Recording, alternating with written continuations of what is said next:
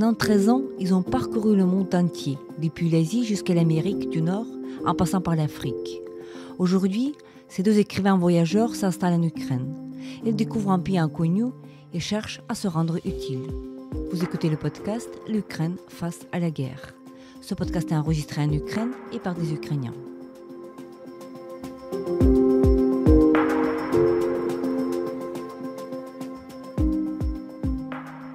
Dans ce podcast, nous racontons comment l'Ukraine continue à vivre et à résister face à l'agression russe.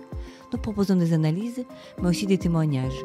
Nous essayons de vous faire comprendre l'Ukraine, son histoire, sa société et sa culture.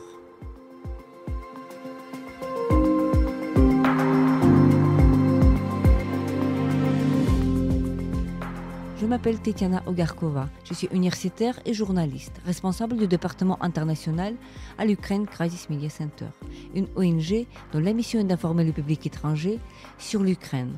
Avec moi, Anne et Laurent Chamassar, écrivains français. Ils sont arrivés en Ukraine en décembre 2023 et pensent y rester pendant longtemps.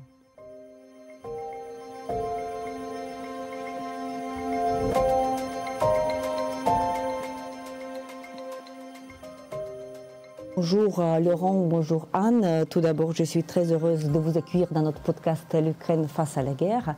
On s'est rencontrés il y a quelques semaines parce que vous êtes venus habiter en Ukraine pour une durée indéterminée, n'est-ce pas? C'est un engagement qu'on connaît le début mais on ne connaît pas la fin. On vous connaît surtout comme écrivain.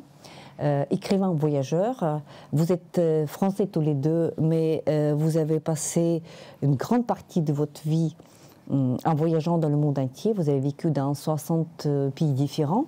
Alors ma première question s'adresserait à toi, Laurent.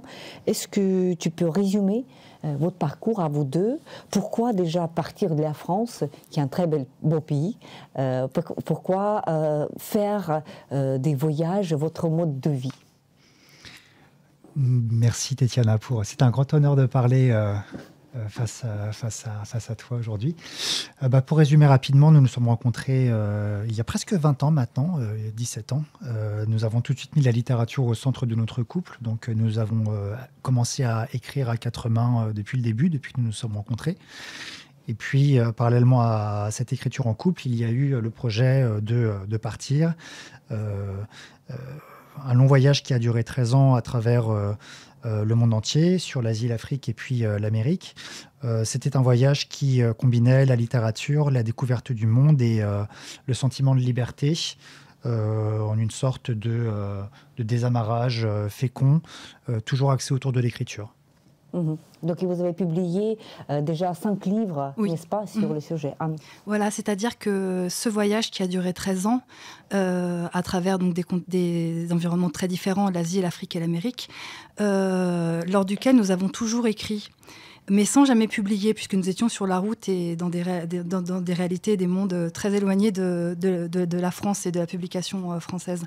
Nous sommes rentrés en France en 2019, curieux de retrouver notre pays, curieux aussi de nous rapprocher de l'Europe, et nous avons pu publier une grande partie des textes qui avaient été écrits sur la route. Donc ce sont 5 livres que nous avons publiés, romans historiques, récits de voyage, et une fiction réaliste, si on peut dire, et tout en continuant l'écriture et en reprenant contact avec la réalité française et plus largement européenne. Comment est-ce que vous avez retrouvé cette réalité française après autant d'années d'absence, Laurent? C'était comme un choc de rentrer en France et de rencontrer la société française qu'on avait complètement perdu de vue pendant toutes ces années d'errance, de voyage de par le monde. Il a fallu aussi se réaccoutumer à la langue française qu'on ne parlait presque plus, qu'on écrit en français exclusivement. C'était intéressant aussi de reprendre contact avec le monde de l'édition et de la librairie, de découvrir des auteurs qui jouissaient d'une notoriété énorme en France. En entrant dans des librairies, on dit tiens, un auteur, je ne sais pas, je ne vais pas citer de nom, si j'en cite un par exemple. Non, j'en cite pas, d'accord. Et puis, comment vous ne connaissez pas? Et puis, donc, on avait l'impression qu'il a fallu raccrocher les wagons. Oui, j'imagine. Et notre retour en France, il était vraiment aussi lié à l'idée d'Europe et donc de continent européen que nous connaissons ponctuellement. On connaît un peu l'Italie, un peu l'Allemagne, mais qu'on ne connaît pas de façon très proche, qu'on n'a pas encore vraiment exploré, vers lequel on n'avait pas eu le temps d'aller. Et en rentrant en France, c'était aussi tout de suite pour nous l'horizon lointain d'aller en Ukraine. Tout de suite. Donc ça, c'était en 2019. Donc, bien évidemment, la grande invasion n'avait pas commencé. On ne parlait pas encore de guerre à cette époque-là. Mais pour nous, c'était un objectif, alors pas immédiat, puisqu'il fallait quand même qu'on passe quelques années en France. On avait des choses à faire, littérairement parlant surtout. Mais c'était quand même un horizon. Aller en Ukraine, découvrir l'Ukraine, retourner dans découvrir ce pays avec lequel on a des liens familiaux également, et puis de façon plus globale, nous rapprocher de l'Europe et la découvrir aussi, mais avec l'Ukraine en ligne de mire. Et les années ont passé, nous avons vécu en France, travaillé en France, et donc est arrivée cette année 2022, février 2022, tragique. Et décisive. Tragique, décisive. Alors, bien évidemment, on suivait l'actualité ukrainienne. On savait que les troupes russes se massaient aux frontières. On savait que Vladimir Poutine multipliait les actes contraires à la liberté d'expression, avec surtout une volonté d'occulter l'histoire et de la réécrire. Je pense notamment à l'interdiction de l'ONG Mémorial, qui était très importante. Et on avait donc cet intérêt pour l'Ukraine et aussi des amis russophones ou ukrainophones qui nous disaient que là, il se passait vraiment quelque chose de grave, que la Russie reprenait des comportements complètement inadmissibles et que il y avait une menace. Qu'elle était réelle. Voilà, qu'elle était réelle et donc elle s'est produite. Et vous avez donc vécu, vous, cette grande invasion, c'est les premiers mois de la guerre.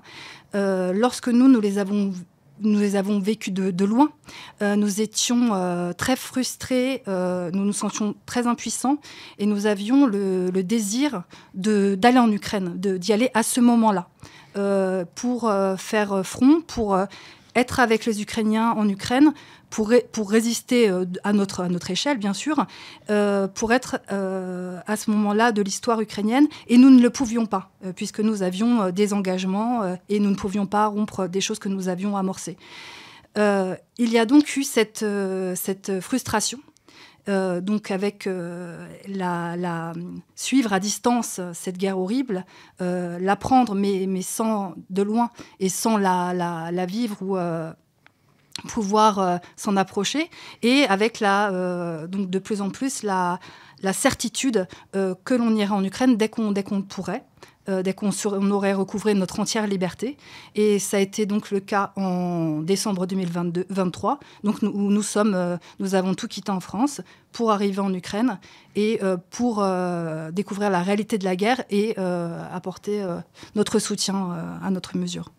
Laurent, lors de tous vos voyages dans le monde entier, vous ne connaissiez pas tellement le monde soviétique, post-soviétique, on va dire. Un peu peut-être l'Asie centrale, mais pas vraiment les terrains, les territoires, les pays qui sont à la fois proches de l'Europe, mais à la fois étaient partie de ce vaste empire soviétique. Quelle était ton impression? Est-ce que tu arrives à situer dans ta mémoire le moment même où vous entrez en Ukraine? J'imagine que c'était dans le train ou dans le car, dans le bus.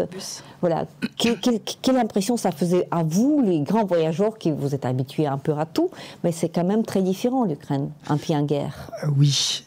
Ça faisait longtemps qu'on n'avait pas fréquenté un pays en guerre et pour nous c'était particulièrement central puisque déjà Anne a des accointances familiales avec le pays, avec l'Ukraine, et puis surtout on parle de l'Europe, c'est-à-dire que nous avons connu la guerre en Afrique et puis des zones de conflit en Asie, mais là la situation prenait un accent dramatique parce que nous sommes directement concernés en tant qu'Européens. Quand nous avons franchi la frontière entre la Pologne et l'Ukraine, donc au début du mois de décembre de l'année dernière, nous étions très exaltés de franchir cette frontière. Il neigeait un petit peu, il faisait froid et tout de suite on a senti une tension, bien évidemment, un changement de comportement dans les gens, même si c'était les mêmes gens qui venaient de franchir la frontière avec nous, l'ambiance a changé. Nous avons eu beaucoup de joie à pénétrer dans ce pays. Et puis, en arrivant en Ukraine, donc, c'est aussi pour ça que nous avons choisi de venir ici. C'est-à-dire qu'en suivant le conflit par médias interposés, parce qu'on n'avait pas d'autre choix, depuis le 24 février jusqu'à notre arrivée ici, on ne pouvait que s'informer par la presse, par Internet, par la radio. Et on se rendait compte qu'il y a toujours une distorsion entre la réalité et puis ce que les médias en disent, comment les médias la diffusent. Il y a un prisme, le prisme médiatique, qui ne permet pas plutôt de se rendre compte vraiment des choses. La guerre, quand on est loin, on s'attendait à des destructions. On a encore des messages d'amis qui nous disent... Mais comment faites-vous pour vivre au milieu des ruines ? Combien d'heures passez-vous par jour dans les abris souterrains ? Des choses qui passent au filtre médiatique et qui ne correspondent pas à la réalité. C'est-à-dire que, comme tout le monde, bien évidemment, en Europe de l'Ouest, les gens qui vivent ça à distance, on s'attend à des choses qui sont disproportionnées par rapport à la réalité, qui sont diffractées et qui... sont soit surévalués, soit sous-évalués, selon de quoi on parle. Donc, déjà, premier choc, arriver à Kiev et puis voir que, il y a des destructions, il y a une menace, il y a des alertes, mais que la population fait face, que la vie continue, que les Ukrainiens font preuve de sang-froid, qu'il ne s'agit pas d'une menace... C'est une menace latente. Il y a toujours quelque chose qui est à réajuster quand on entre dans une zone de conflit. Oui, mais que ce n'est pas comme on habitait à Mariupol. C'est vrai qu'il y a toujours cette deux extrémités, qu'il y a des gens qui imaginent que... D'un côté, il y a des gens qui imaginent que Kiev, c'est comme Mariupol. Comment faites-vous pour vivre dans les ruines ? Et il y a une autre attitude que nous avons aussi remarquée. Il y a des étrangers qui nous demandent mais pourquoi est-ce qu'on ne peut pas arriver en avion vers Kiev ou vers Kharkiv ? Donc on doit expliquer pourquoi on ne peut pas le faire. Hein. Oui, j'ai quand même trouvé que la guerre était bien présente ici à Kiev, ne serait-ce que par la présence des militaires, des affiches pour les bataillons. De la menace. Il y a la menace, il y a les alertes. Il y a donc eu récemment des attaques directement, des missiles lancés sur Kiev. Et au tout premier jour de notre arrivée, il y avait eu aussi des destructions de drones ou de missiles qui avaient engendré des chutes de débris avec des incendies et des blessés dans les quartiers de Kiev. Et ces explosions en pleine nuit qui étaient très très fortes. Tu vois, voilà, tu parles et donc c'est une alerte qui est en train de se terminer. Donc tout est juste. C'est ces alertes, ces explosions extrêmement fortes qui nous réveillent en pleine nuit, qui sont pire que l'orage, mais quand on n'est pas encore habitué à ces explosions, quand on se réveille la nuit, on pense que c'est l'orage. Et ce sont des explosions, et là, on ressent. On sent qu'il y a une vulnérabilité, que nous sommes des corps sur lesquels on tire.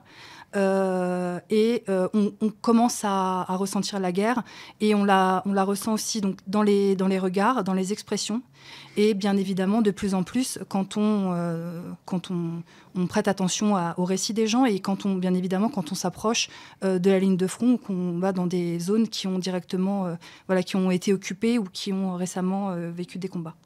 Avant qu'on passe à vos impressions durant le voyage plus approché vers la ligne du front, Anne, toi, tu avais déjà évoqué cette histoire familiale, aussi bien que Laurent.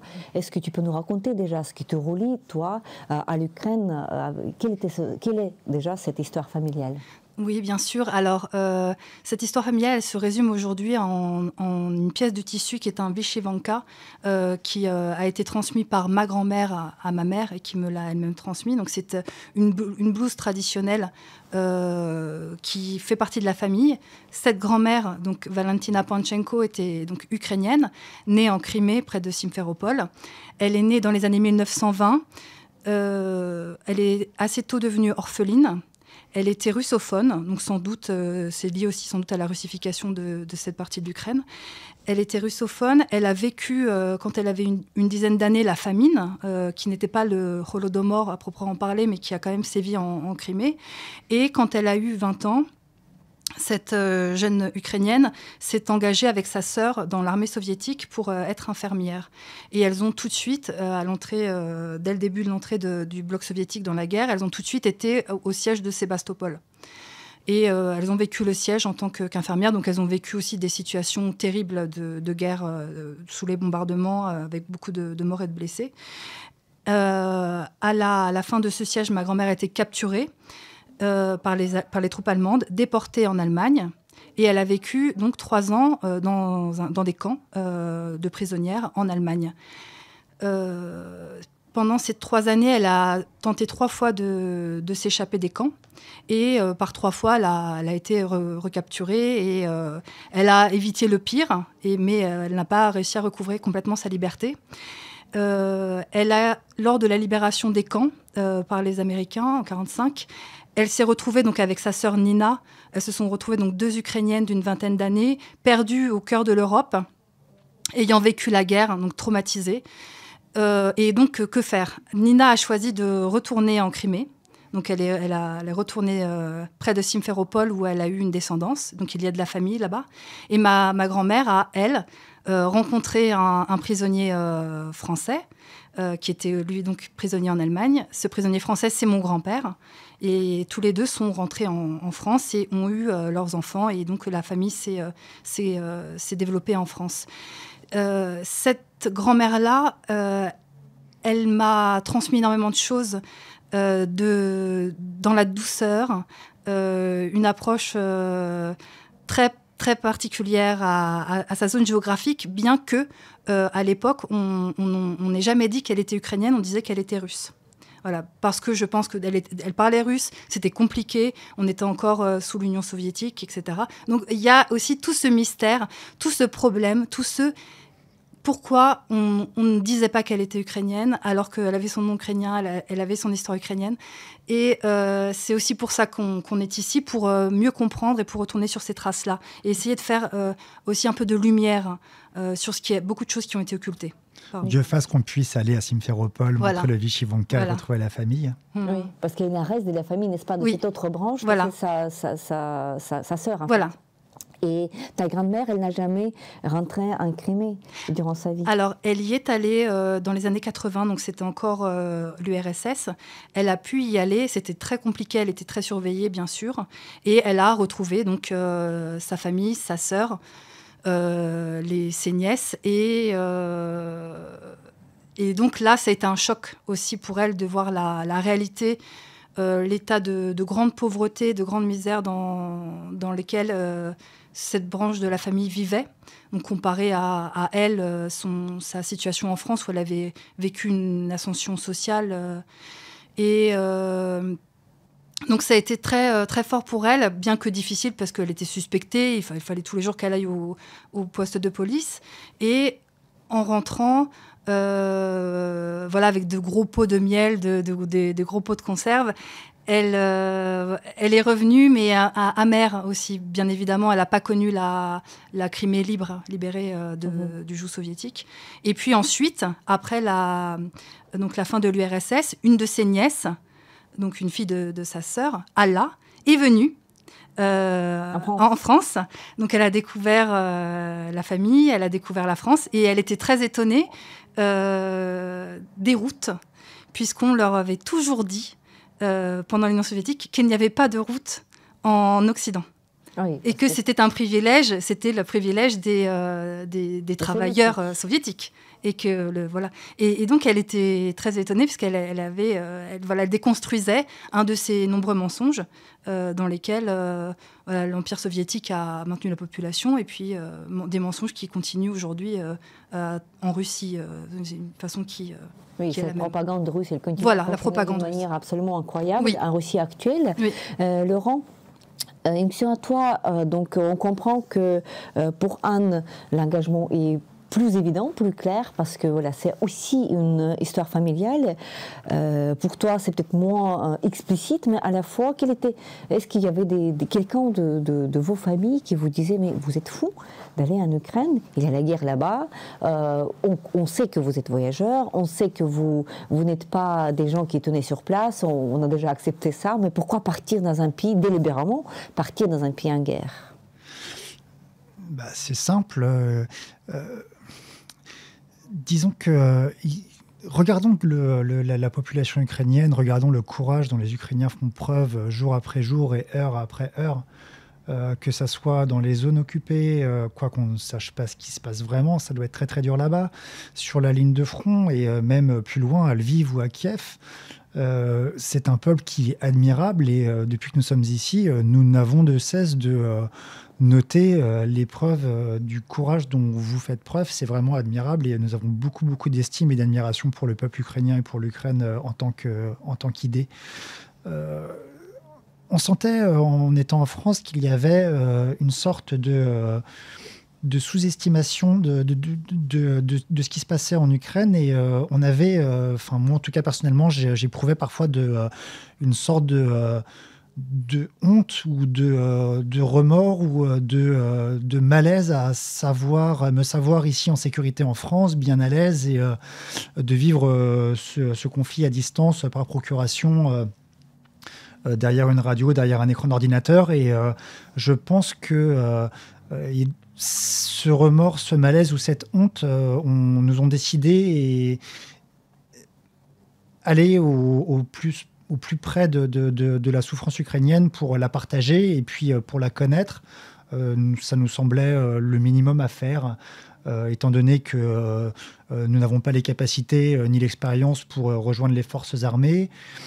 Nous avons d'autres compétences qu'on peut utiliser au service du peuple ukrainien et de l'Ukraine.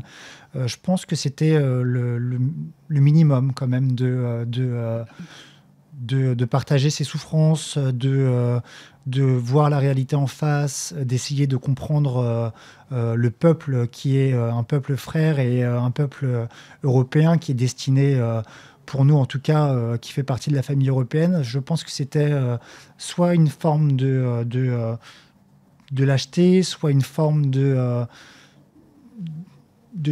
diversion de ne pas être ici. Je pense que depuis que nous sommes ici, en tout cas, ni Anne, je pense, ni moi, on ne se sentirait pas à notre place ailleurs.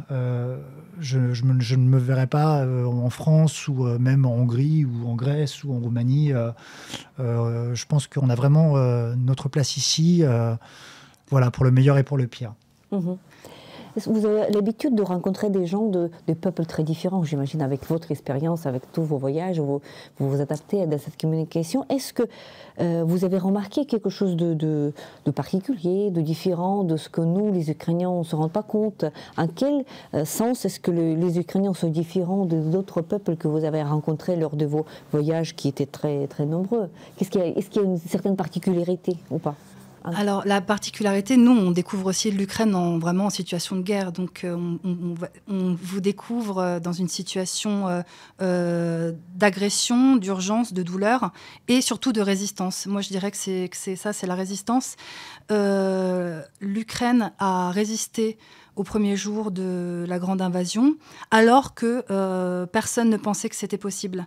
L'Ukraine a prouvé que toutes les statistiques, toutes les analyses des technocrates peuvent être démenties par le courage, par la croyance en certaines valeurs et par l'action. Et je pense que donc il y a eu cette résistance donc qui est effective et qui vit encore en Ukraine, mais que c'est aussi un modèle pour tout ce qui se passe dans le monde entier. C'est-à-dire que l'histoire actuelle est terrible. On voit la multiplication des dictateurs, des situations d'injustice, des catastrophes écologiques, et on se sent impuissant. Et on a l'impression qu'on peut regarder ça de loin et dire que de toute façon, ça va se passer comme ça. Eh bien, l'Ukraine prouve que non. Et l'Ukraine prouve que non. Donc cet esprit de résistance, qui est votre esprit sans doute hérité de l'héritage cosaque, qui est cette organisation horizontale, cette esprit d'initiative. Vous n'attendez pas qu'on vous dise quoi faire, vous avez du bon sens et vous agissez et vous avez encore des valeurs et vous ne vous sentez pas complètement impuissant. Et je pense que ça, c'est vraiment le grand enseignement de l'Ukraine et que c'est un enseignement qui peut aussi essaimer et s'appliquer à d'autres conflits et à d'autres situations actuelles. Dans ce monde où les individus se sentent écrasés, se sentent impuissants et témoins d'horreur, eh bien, l'Ukraine prouve que non. Laurent, nous avons fait ce voyage vers le sud ukrainien ensemble. Donc, le voyage, nous avons visité des villes telles que Kryvyi d'abord, ensuite Nikopol, tout à fait en face de positions russes dans cette station nucléaire occupée depuis le début de l'invasion, Marganets, etc. Bien sûr, quand on approche de la guerre, on entend plus de détonations, on voit plus de ruines. Est-ce que tu peux décrire pour nos éditeurs qu'est-ce que ça représente de glacer dans l'espace et puis d'approcher la guerre au XXIe siècle? Déjà, il y a un aspect qui est très géographique. La steppe ukrainienne est fascinante. Les couleurs de l'hiver lors du voyage que nous avons accompli ensemble étaient très fascinantes. Il y a un aspect éperdu dans cet horizon ukrainien qui appelle à la liberté. C'était dramatique également d'entendre des déflagrations, des tirs d'artillerie et des tirs de drones et d'autres projectiles explosifs qui avaient peut-être des objectifs militaires, des cibles militaires, mais également, et j'ose dire peut-être surtout, qui visaient des choses civiles, des bâtiments civils comme des maternités ou des écoles. Nous avons visité des écoles détruites à Apostolové, qui ont été détruites en 2022. Ce sont des écoles. L'armée russe peut ensuite réécrire l'histoire et réécrire ses objectifs en disant que des militaires étaient réfugiés dans l'école. C'est une version. J'aurais plutôt tendance à croire que des écoles sont visées en tant qu'écoles et pas en tant qu'abri pour d'éventuels militaires cachés à l'intérieur. C'est ça qui m'a choqué, c'est cette sorte d'impunité et d'habitude, on dirait, dans le fait de cibler des civils et de cibler des choses qui sont symboliquement fortes. On vise des maternités et on vise des écoles. Donc c'est peut-être ça qui m'a le plus révolté et qui donne le plus envie qui donne la rage et qui donne vraiment l'envie de ne rien lâcher et de ne pas perdre cette guerre à aucun prix, quel que soit le prix qu'il faudra payer. Cette injustice ne peut pas rester impunie. Et bien évidemment, dans ce voyage proche de la ligne de front, il y a les séquelles de la guerre qu'on voit. Il y a beaucoup de barrages, de checkpoints qui subsistent. Et il y a bien évidemment c'est la population qui a pris la parole lors notamment de lectures de poèmes qui ont été notamment lus par Katerina Mihalitsina et Svitlana Povalieva. Et donc des poèmes ont été lus, des livres ont été apportés. Et donc la population qui était présente dans ces bibliothèques a pris la parole. Et là, les sanglots dans la voix, les pleurs étaient immédiatement présents. Et là, vraiment, on touche du doigt le traumatisme, l'horreur, ce qu'on voudrait ne pas voir, et l'horreur de la guerre, qui est là, qui est dans les souvenirs, qui est dans les corps. Et là, on l'approche. Elle est là et elle doit se dire, faut pas l'oublier. On peut pas. Voilà, elle doit être reconnue, même si on espère pouvoir après tourner la page et puis justement aller au-delà de la douleur et aller vers quelque chose de plus gai. Mais pour l'instant, c'est vraiment dans chaque individu une guerre en miniature qui a été vécue.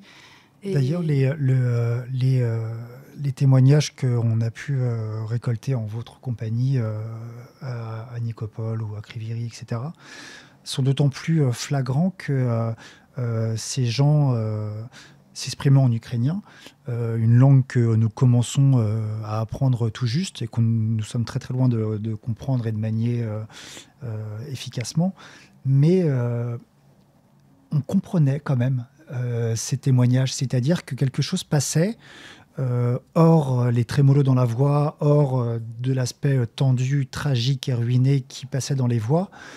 On comprenait instinctivement ce que les gens disaient et je trouve que c'est un langage qui transcende les mots.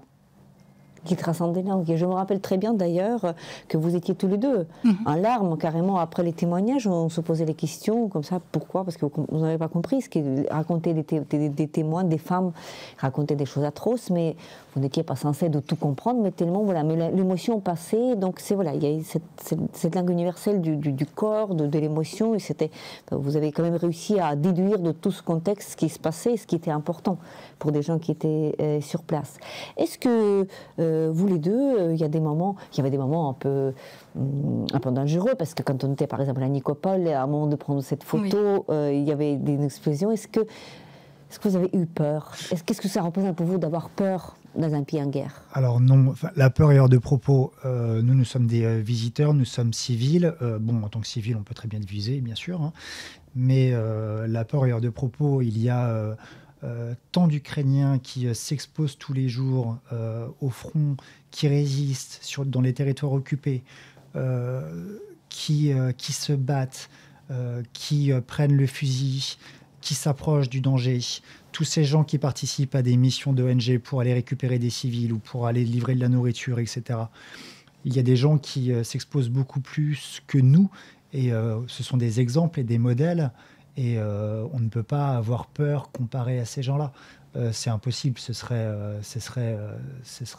vraiment être en dessous de l'enjeu. Ce serait ne pas répondre à la question que nous pose cette guerre. Donc la peur est hors de propos. En tout cas, nous, elle est à bannir, à prohiber. Anne, peut-être toi, tu as des moments quand même, quand vous étiez là à Kiev au moment de cette frappe de 2 janvier, la nuit du 2 janvier, ça faisait vraiment très peur parce que les explosions étaient très fortes. Oui, mais encore une fois, le sentiment de peur, on le ressent, mais on ne se l'applique pas, et puisque nous sommes ici délibérément, volontairement, nous sommes vraiment venus ici. Il y a des gens tous les Ukrainiens, n'ont pas désiré ça. Ils sont ici, ce sont les victimes, ce sont des choses qui s'imposent à eux, et s'il y a sentiment de peur, c'est pour eux, ça leur appartient. Pas pour nous. Pardon ? Oui, nous, vraiment, on est ici pour comprendre de l'intérieur, mais la douleur, le fait d'être persécuté, c'est ce qui se passe pour les Ukrainiens. Ce sont eux vraiment les victimes. Et ça, c'est très très clair pour nous. Et donc c'est un sentiment qu'on essaie de comprendre, de ressentir, pour justement aussi rentrer dans tous les récits qu'on peut avoir et comprendre ce que les gens vivent, mais qu'on ne s'applique pas, puisque nous ne sommes pas directement, nous, les agressés, ceux dont l'existence est vraiment menacée, mise en danger et combattue de façon acharnée et délirante. Vous êtes tous les deux littéraires, écrivains. Vous découvrez petit à petit le monde littéraire ukrainien, avec PEN Ukraine, avec Anne avait mentionné déjà nos 2 poètes, Katerina Mikhailitsina et Svetlana Povolaeva. Et vous avez appris à un moment donné la mort tragique de notre poète Maxime Krivtsov, qui lui, il est mobilisé, il est au front depuis 2014 et qui a été tué justement le début de ce mois de janvier 2024. Et vous avez assisté tous les deux à cette cérémonie d'adieu. Et toi, Laurent, tu as écrit un poème à côté de ce recueil. Et je me disais, peut-être tu serais d'accord déjà de le lire, et ensuite on discute. C'est un très court poème que nous avons écrit juste à côté du cercueil de Maxime Krivtsov dans l'église de Saint-Michel au centre de Kiev.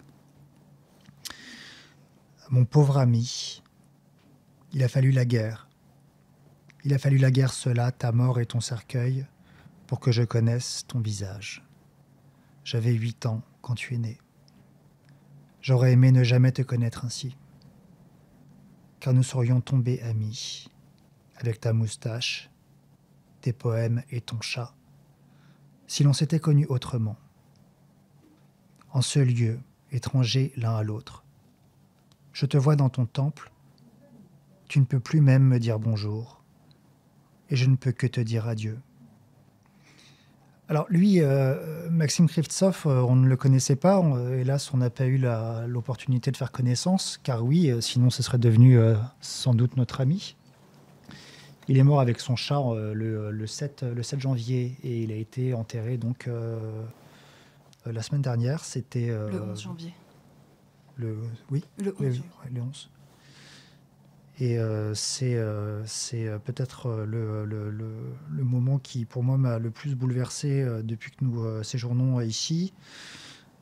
La cérémonie était splendide, c'était très beau. Et j'étais très touché surtout de voir la variété de gens qui ont assisté à ces obsèques, la famille et bien sûr, les camarades de bataillon et les militaires aussi. Et puis tous ses amis, un nombre d'amis incroyable. Il y avait des milliers de personnes à l'enterrement et j'ai vraiment été très très ému par ça. Je ne connaissais pas cette personne et d'ailleurs je ne l'avais jamais lu, mais j'avoue que je suis très très triste de sa disparition. Anne, et tes impressions? Oui, c'était en effet un moment extrêmement fort où je pense qu'on a, grâce au sentiment, pu approcher tout ce que peuvent ressentir les Ukrainiens qui sont nombreux à être confrontés justement à la mort, à la disparition d'être proche, d'être cher. Et ces êtres-là sont bien sûr des soldats, mais pas seulement. C'est-à-dire que ce sont des poètes, ce sont des gens, des artistes, des pères de famille, des mères de famille. Et on a pu vraiment approcher toute l'horreur de cette guerre au niveau individuel, dans ce qu'elle arrache de plus cher vraiment à la nation, aux familles. C'était extrêmement puissant et avec donc il y a eu des lectures de ces poèmes aussi. Et sous la neige, donc il y a eu un hommage sur le Maïdan. Et ce moment donc était vraiment un des plus importants pour nous. Et voilà. Voilà, un moment très dur, voilà, parce que s'il s'agit d'un poète. On va signaler à nos auditeurs que Maxime Krivtsov était un auteur qui venait de publier son premier recueil poétique en ukrainien en décembre 2023, qu'il avait 33 ans et que voilà, il a eu encore le privilège de pouvoir tenir son recueil dans ses mains, mais voilà, c'est pas un auteur qui est très connu en France, mais on veut signaler tout de suite que dans la prochain numéro de la revue Poésie, vous allez pouvoir retrouver un poème de Maxime Krivtsov traduit par notre poète et traductrice Ella Yevtushenko. Donc voilà, pour lire Maxime Krivtsov en français aujourd'hui, on peut le faire. Donc c'était un très bon poète, très jeune malheureusement. Il était aussi très aimé par les enfants parce qu'il travaillait en tant qu'instituteur, on peut appeler ça comme ça, dans les camps, par exemple dans les Carpates. Et plusieurs enfants, je veux dire adolescents plutôt, l'aimaient véritablement et après voir des enfants pleurer à côté de cercueil d'un jeune homme de 33 ans, c'est déchirant. Donc cette guerre que la Russie mène contre l'Ukraine, ce n'est pas uniquement pour gagner les territoires, mais c'est aussi pour détruire cette culture-là. Et donc malheureusement, Maxime n'est pas le premier. de nos écrivains poètes tombés. Et malheureusement, on peut prévoir que ce n'est pas le dernier non plus, mais on pleure sa disparition. Laurent et Anne, je vous remercie de cet entretien, de cet échange très riche, et puis je remercie de votre engagement pour l'Ukraine, de votre présence physique, et pas que physique en fait, parce que vous allez écrire des textes sur l'Ukraine, que ce soit des articles, que ce soit des livres, que ce soit la poésie, on verra bien. Merci beaucoup. Merci. Volia Abosmert.